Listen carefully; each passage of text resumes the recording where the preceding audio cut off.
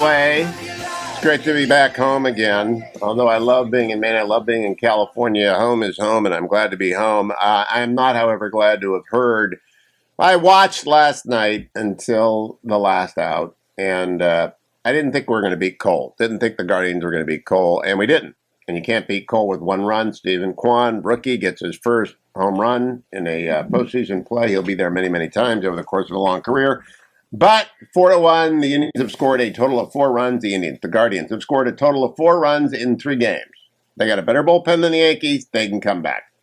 Do not worry about being 0-1. Got Bieber on the mound tomorrow night. I will say, however, I woke up more than a little bit alarmed. I don't think anybody watched Jake Tapper and Joe Biden last night. They were watching the Yankees and the Guardians. But when I went through the show prep and I see what Joe Biden said about the lead story, which is the war in Ukraine, there's a lot of news out of Ukraine. It's escalating suddenly, rapidly. And Joe Biden is clueless.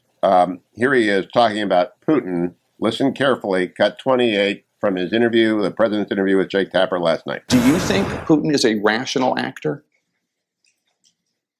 I think he is a rational actor who's miscalculated significantly. I think he thought, you may recall, I pointed out that they were going to invade, that those 100,000 or more troops there, and no one believed that he was going to invade Ukraine. You listen to what he said. Right there. Stop. Everybody thought he was going to invade Ukraine because the United States didn't do anything.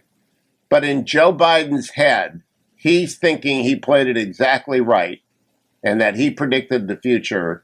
And then, now let's go back to it. So he's wrong right out of the start. He's complimenting himself on anticipating what everyone in the world anticipated because Joe Biden didn't do what was necessary to deter the attack. Keep going. If you listen to the speech he made after when that decision was being made, he talked about the whole idea of he was needed to be the leader of Russia that united all the Russian speakers. I mean, I just think it's irrational. So if he's not rational... Okay, so did you get that? He said, yes, he's rational, and then he said, I think he's irrational. So when someone says X is rational, and then 30 seconds later says X is irrational, I don't think about X. I think about the speaker not really knowing what they're doing. I'm going to come back to that interview. It's just scary, this country being run by a guy this old. He's just old. The group of 7 said yesterday from the Washington Post that they were undeterred by Russia's military escalation in Ukraine, pledged to stand firmly by Ukraine, and to up the aid. The Ukraine conflict, the war, is at a turning point with a rapid escalation of the conflict taking place. According to the Washington Post, a British spy chief warned in a rare public speech Tuesday that Russian forces in Ukraine are overstretched and exhausted. That's the good news. And that President Vladimir Putin is committing, quote, strategic errors in judgment. I think we can all see that.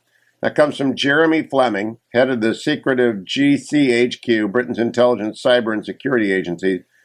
And the exact quote is, Russia's forces are exhausted. The use of prisoners to reinforce and now the mobilization of tens of thousands of inexperienced conscripts speaks to a desperate situation.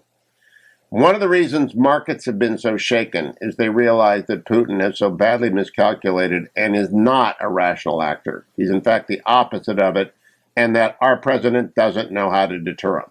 And that's why that's one of the reasons they're shaken up. I mean, oil inflation, generally the inflation in the United States kicked off by the Biden spending.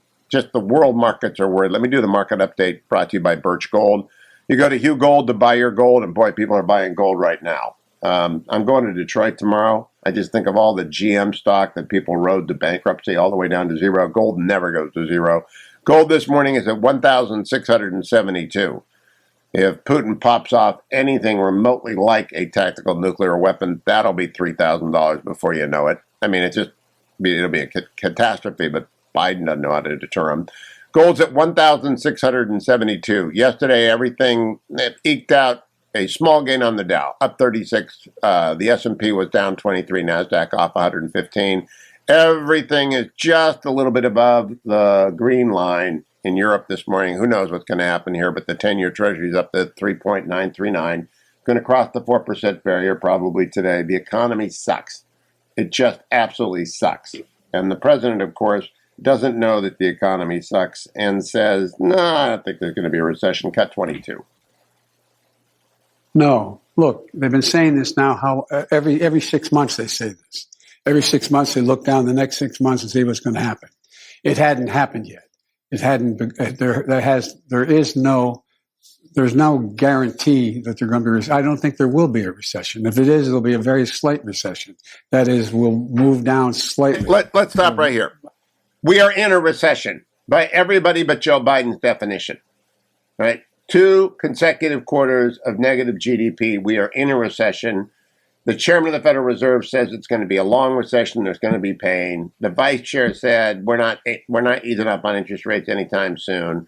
The price of oil went down yesterday by almost 3%, 2.5% for Brent crude, almost 3% for West Texas crude. That's because everybody's slowing down and laying off folks. I got a story on the home building industry here today that I just think I have said all along that houses aren't going to get cheaper.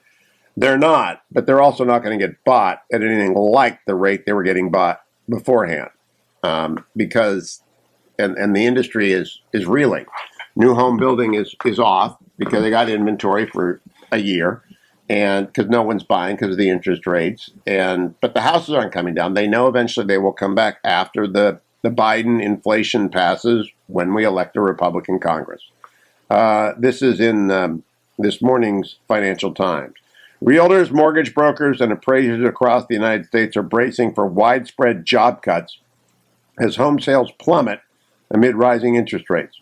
For those who work in and around the housing market, the effective aggressive moves by the Federal Reserve has been swift and severe. It went from feast to famine and everybody buying to turtle slow, said Linda McCoy, president of the National Association of Mortgage Brokers. Realtors, mortgage brokers, appraisers, and construction groups say they have lost as much as 80% of their revenue since the Fed started raising rates in March. Rates for a 30-year fixed issued mortgage at 6.66% have nearly doubled since then, now at their highest level since 2008. Home sales quickly plunged. Now, that doesn't mean you lost money. And I'll tell you later why you want to continue to buy the house and get into it now. But it just tells you that we are in a recession and the president doesn't know it. There is a story on the West Coast that is rocking the East Coast.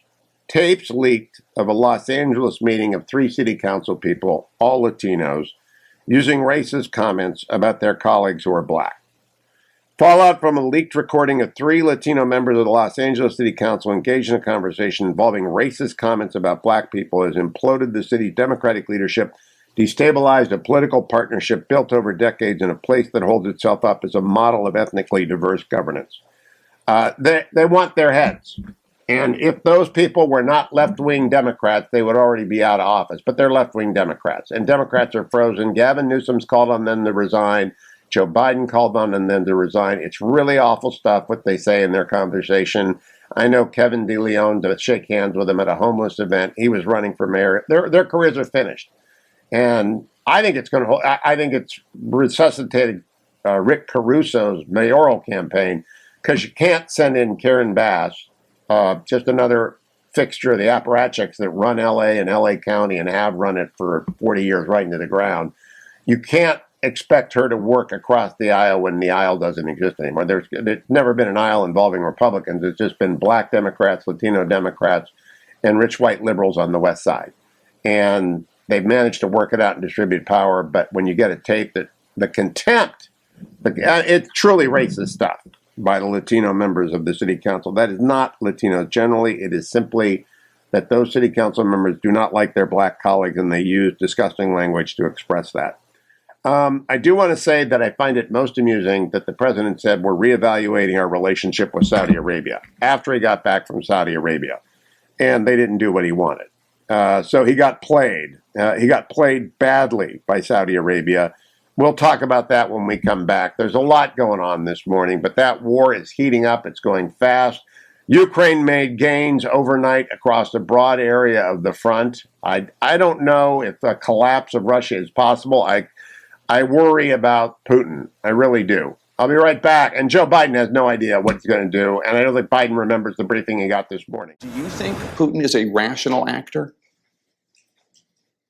I think he is a rational actor who's miscalculated significantly. I think he thought, you may recall, I pointed out that they were going to invade, that those 100,000 or more troops there, and no one believed that he was going to invade Ukraine. You listen to what he says. If you listen to the speech he made after, when that decision was being made, he talked about the whole idea of he was needed to be the leader of Russia that united all the Russian speakers. I mean, I just think it's irrational. So if he's not rational, and No, I didn't say he's not rational. you said the speech is what I think the speech is Okay. his objectives were not right. I think he thought. All right. Jake, I think That does not reassure me, America. I'm Hugh Hewitt, joined by Congressman Mike Gallagher, a member of the House Intelligence Committee, former Marine Corps intelligence officer. Normally, I joke around with Congressman Gallagher, not today. Congressman, just before you came on, Admiral Stavridis calculated the risk of Putin using a nuclear weapon at 10%. That's not zero. Whenever it's not zero, the world worries. And I'm very worried after listening to the president last night. So he's rational, but he's not rational. I mean, it didn't make any sense. Yeah, well, I hate to say it, but I think the weakest link in our entire approach to Russia is the president himself. I mean, he continually spouts off in an undisciplined manner. I mean, his comments about nuclear Armageddon betrayed an indecisiveness at best, and probably more accurately, a weakness that undermines our entire deterrent effort. If you remember, at the beginning of this whole conflict, the president went out there and he seemed to greenlight a minor incursion, which severely undermined our deterrent posture. So, at times the president is on a different page than members of his own team. I mean, his rhetoric around nuclear Armageddon was different than the national security advisor. And so the whole thing just sort of creates a chaotic mess. So they need to get some discipline in their messaging in the White House, because, of course, we're dealing with something that is very, very serious right now. As for whether or not Putin's a rational actor, I just would note, human beings are not rational actors in general. We sort of like to delude ourselves into thinking that we are. And particularly when someone who is cloaked in such immense power as Putin is in that system finds himself in an increasingly isolated situation where there's really no good feedback loop to tell him about alternative approaches, and he surrounds himself with yes men, well, then you get yourself into pretty irrational territory very, very quickly. It's part of the reason that democracies tend to outperform autocracies, is that democracies at least allow for more points of view, allow for self-correction in a way that brittle autocracies don't. So I fear we could find ourselves in a situation where for reasons of face saving or honor or some sort of mistaken sense of being a national leader or a historic figure, Putin could find that nuclear option far more attractive than just 10% going forward. But again, our president needs to do a better job of messaging, of exerting some discipline, of showing strength. Otherwise, this crisis could devolve more than it already has, Hugh. Congressman, the last thing I read before I go on the air every morning is news items by John Ellis. It's an overnight newsletter that collects 13 to 15 different pieces of information. This morning I was arrested by the third item in news items by John Ellis. It's a Substack. You can subscribe to it. Number 3, the risks of a breakdown of the world financial system have risen to levels only seen during past crises as the global economy confronts the aftershocks from the coronavirus pandemic and Russia's invasion of Ukraine, according to the International Monetary Fund. The Washington-based organization warned yesterday of the danger of rapid, disorderly declines in prices of stocks and other assets, urged central banks to carefully and clearly calibrate their necessary efforts to reduce sky-high inflation. Quote, the global environment is fragile, IMF financial counselor Tobias O'Brien wrote in a foreword to the fund's latest global financial stability report. Final quote, financial stability risks have increased and the balance of risk is tilted to the downside. All right. We used to think about the unthinkable all the time, and Herman Kahn led us that way. Here's what I now think. If you remember The Big Short by Michael Lewis and George Soros' attempt to make the run on silver, Putin's lost a lot of money. The oligarchs have lost a lot of money. Their personal fortunes have been degraded. The use of a tactical weapon would cause markets to drop maybe 30 to 50%. if they do a big short to escalate to de-escalate, do you think has anyone talked to you about this risk, that they view it as a money-making measure? No one has to. That's an interesting scenario that I think we have to consider. Of course, Putin continues to make money off of his energy sector, despite all the tough talk that the Biden White House has put out there, some of our NATO allies has put out there. Our entire financial war effort against Putin is just filled with a bunch of loopholes. And of course, this OPEC cut will fill Putin's war coffers. And it's really hard to sort of overstate what a diplomatic blunder this was, what an own goal this was for us. Because, of course, the Biden White House came in and misunderstood the basic alliance structure in the Middle East by attempting to revive the Iran nuclear deal, mistook friends for enemies and enemies for friends. No wonder Saudi Arabia feels estranged from, the U.S. when the president, while campaigning for office, called them a pariah state. And then, of course, there is the just completely misguided war on American domestic energy production. So I just would say, regardless of whether Putin's gaming out some massive big short and pairing it with a tactical nuclear weapon, probably the weakest link in our entire strategy has been the financial and economic component of this whole thing. And as for the potential global financial economic meltdown, the one thing we can do to help improve our economic position right now is unleash the power of American energy domestically. I mean, that to me is such a counterproductive effort.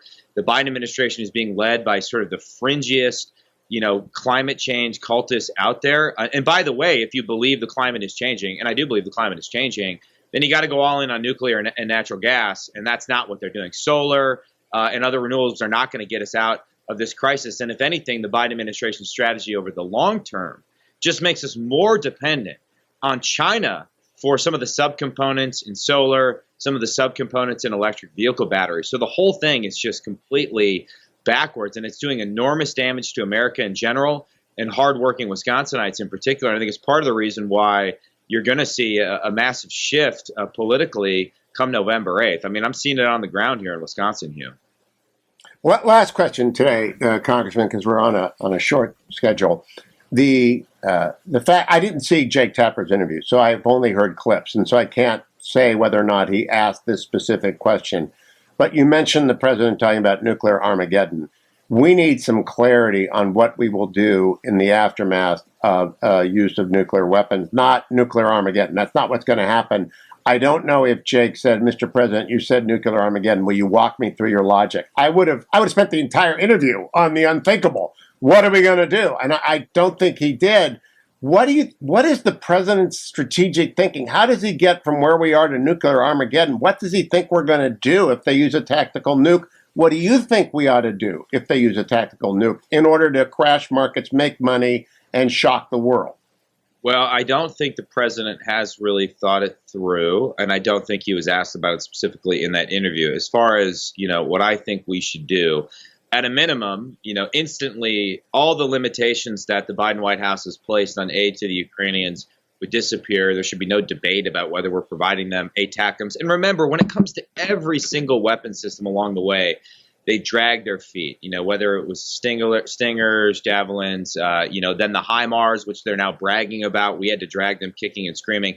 Now it's the ATACMS. So that disappears, number one. Number two, I wonder if there's an opportunity in terms of financial and economic warfare to bring some of our more reluctant partners, India in particular, on board in the wake of Putin using a nuclear weapon. Number three, the nuclear weapons that are in Europe right now, in Western Europe, I think would be moved to, or should be moved to Eastern Europe, particularly Poland or Romania.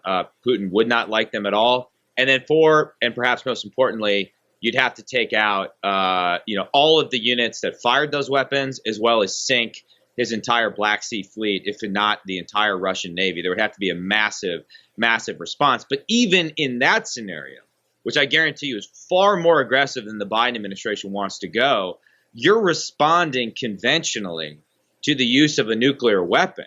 So the risk there is you're basically saying to the other dictators around the world, whether it's Xi Jinping, who's on the cusp of getting a third term at the 20th Party Congress, whether it's the Kim regime in North Korea, you're saying, okay, if you use a nuclear weapon, you will only be met with a conventional response, a lower level than nuclear. So a very, very dangerous game we're playing, and I think we absolutely need to be in a stronger position right now. Our best chance of avoiding that scenario is to make Putin fear the severity of the Western response. Our job right now is to make him feel that if he does this, that is a point of no return, and he risks personal, political, if not just survival in general. And right now we just keep getting these, 2 steps forward, 1 and 3, 4 steps back from the White House, and that's not helping our effort.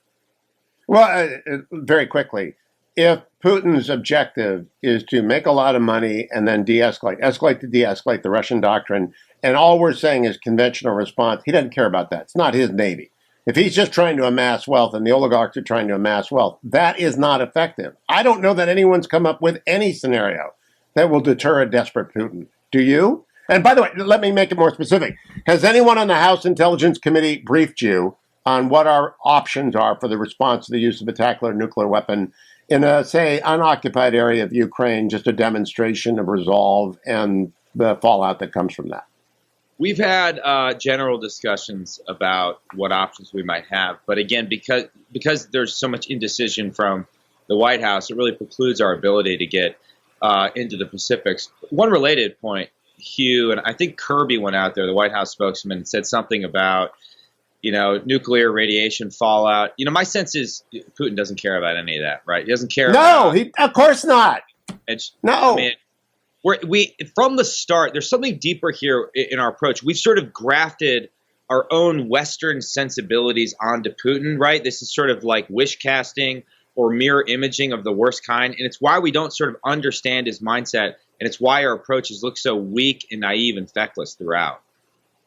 Congressman Gallagher, thank you. Very sober morning to talk to the congressman. Welcome back, America. I'm Hugh Hewitt, joined now by Congressman Jim Banks of Indiana fame. Congressman Banks is in the running to be the whip of the Republican Party, and I really want that to happen. I like the other candidates, but I think we need a veteran, especially a veteran who served in Afghanistan in the House Republican leadership who can communicate on military issues. Good morning, Congressman. Welcome back to the Hugh Hewitt Show. Hey, good morning, Hugh. Good to be with you.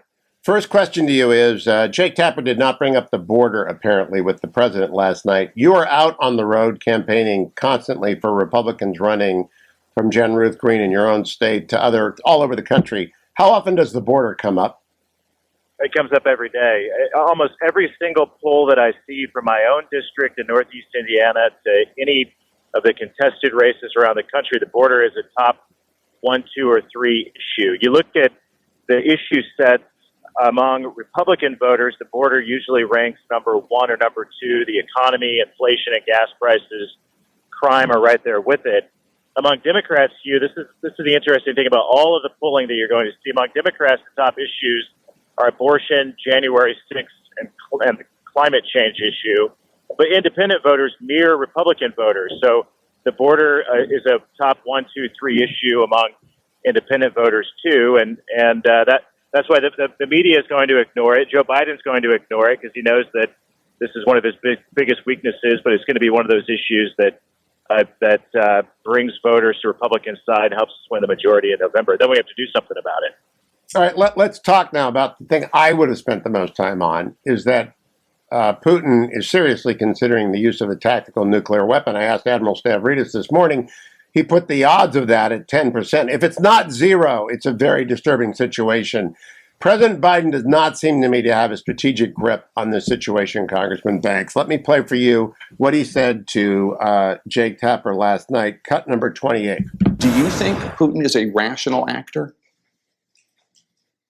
I think he is a rational actor who's miscalculated significantly. I think he thought, you may recall, I pointed out that they were going to invade, that those 100,000 or more troops there, and no one believed that he was going to invade Ukraine. You listen to what he says. If you listen to the speech he made after, when that decision was being made, he talked about the whole idea of he was needed to be the leader of Russia that united all the Russian speaker. I mean, I just think it's irrational. All right, stop right there. So, Congressman Banks, he's rational. He's not rational. And Jake saves him and throws him a cover-up. But it's not coherent. What do you think we have a coherent response ready if he uses a tactical nuclear weapon? Well, obviously not, and that's the most concerning issue that all Americans should be recognizing. We have the weakest commander in chief in the White House, perhaps, Hugh, that we have ever had. And that if there's anything rational about Putin or any of our adversaries, is that they sense American weakness. That's why they're emboldened to do what they're doing at the moment. That's why he invaded Ukraine. Obviously, nuclear war needs to be avoided at all costs, and it is an irrational activity in and of itself. But what's painfully obvious to all of us is that our president is projecting that he is irrational, that he is weak, and that's inviting the rest of the world to act out in such a way. So when we get the majority back, Hugh, we have to do what the Democrats in Congress aren't doing. We have to force Joe Biden and the Biden White House to plan for that and to plan for other catastrophes around the world, to rebuild our military, to modernize our military, to do the things that they're not doing at the moment. Now, Congressman Jim Banks, I don't think it's irrational to game through what Putin will do, because there is one scenario where it is rational for Putin to use a nuclear weapon. And that is, they've lost so much money personally, the oligarchs and Putin, that if they short the markets based upon a one-and-done use of a tactical nuke, escalate to de-escalate, the Russian doctrine, they'll make a fortune. I would have liked to have had a direct question, Mr. Biden, what do you assess the possibility and what do we do if Putin uses a nuke? I don't have any idea what we'll do. Do you? No, of course. Yeah, I don't, because the administration isn't communicating with Republicans in Congress. Again, when we get the majority back, when Mike Rogers is chairman of the House Armed Services Committee, and we go through the NDAA process, when we have all of the posture hearings starting in January of next year, these are the questions that we have to demand answers to from this administration, because right now they have no answers to these questions. So we have to force them to come up with a plan to prepare, and we need to provide that type of oversight that will force them to do things that they're not doing currently. Congressman Banks, do you think our intelligence community has the ability to pick up on signals that Putin and his gangster allies are preparing for market chaos? Certainly, yeah. We certainly have those abilities, and I haven't been briefed on any of that recently, but I have no doubt that we do have those capabilities. Now, Okay, is that being shared with the president or the Biden White House? I don't know. There's so much dysfunction and lack of leadership, not a clear focus there, that I'm not confident of that. Oh, well, the press secretary makes no sense most of the time. The president rarely makes coherent sense. I don't know what our enemies think. They might think that President Biden is capable of a significant miscalculation in his response to any aggression. Congressman Banks, let's turn to what Leader McCarthy has said is a given. There will be a select committee on China stood up in the House if Republicans win. How big will that committee be? I want it to be a permanent committee, but it's not. At the start, it's going to be a select committee. What's it going to do? Well, at the outset, I know that one thing that Leader McCarthy has talked about extensively, I think it's really important, is to study the supply chain. So what areas of the supply chain can we re-incentivize American business to bring the supply chain back, to reinvest in allied countries throughout Central America, South America, perhaps, and find ways to do that. So I think that'll be an early focus of the select committee. But it needs to be the committee that takes a whole of government look at how we combat China. So Armed Services Committee has obviously the National Defense that jurisdiction. Financial Services Committee has that jurisdiction. But the select committee needs to be the committee that's looking at all of the above, and then provide solutions. And it, just like the China Task Force, which was a very healthy exercise. Unfortunately, Hugh, the Democrats refused to participate in that. But creating a select committee will force Democrats' hands so that they will come to the table and provide the bipartisan approach and support that's needed when it comes to providing this whole government approach. So I don't know how big it will be. You look at other select committees, and they range in size, but I expect that Speaker to-be McCarthy will put a bill on the floor in the first days of our majority that will set up the select committee and then populate it with guys like Mike Gallagher and Mike Waltz and others who have been very focused on these issues and get them to work right away. Now, Congressman, I've urged Leader McCarthy in person that I would like a 90-day committee on what happened in Afghanistan. We don't need hearings forever. We need to get General Milley in. We need to find out what did the White House know and when did they know it, what were they advised to do and when did they not do it. And we need a timeline and we need a focus and we need to execute on that. I think he's sort of inclined that way. What do you think about, a 90-day, tell us what happened in Afghanistan committee?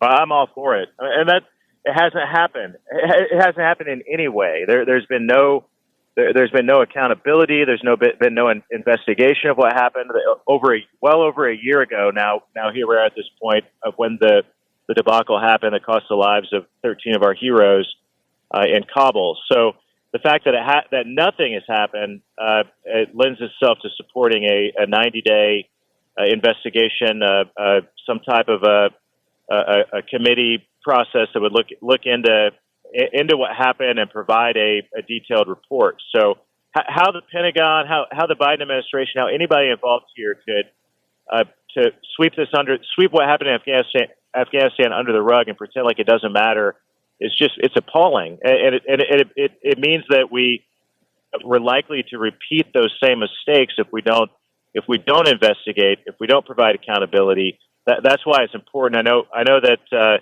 Leader McCarthy is very interested in doing that. I don't know what it'll look like. You and I have talked about this before. Is it something within the Armed Services Committee, or is it something that's set aside? This is a very specific effort. I'm very, very supportive of that as well. But I hope it'll happen. We have a moral duty to provide that type of. Well, let me give you one more suggestion. I would name the chairman as Dan Crenshaw or Mike Waltz, and I would put, or co-chair, and I would put everyone of the Republicans would have served in Afghanistan. Maybe Jen Ruth Green when she gets elected, maybe Derek Van Orden when he gets elected, maybe you because you were in Afghanistan. But I would make sure every Republican there had served in Afghanistan, so they would be able to say, I'm throwing a flag on that, General Milley. I'm throwing a flag on that, National Security Advisor Sullivan. Because we got enough Republicans, don't we, that would actually have boots on the ground time in Afghanistan to populate that select committee. There are several of us, and we'd all be happy to do it. And there are several Democrats too, Hugh, who have been silenced by Pelosi and the Democrats in charge who want to speak out on this issue. Put them on an investigation, a select committee or something looking into Afghanistan. I guarantee you, when we get the majority back, they'll be a lot more outspoken than what they've been in the minority.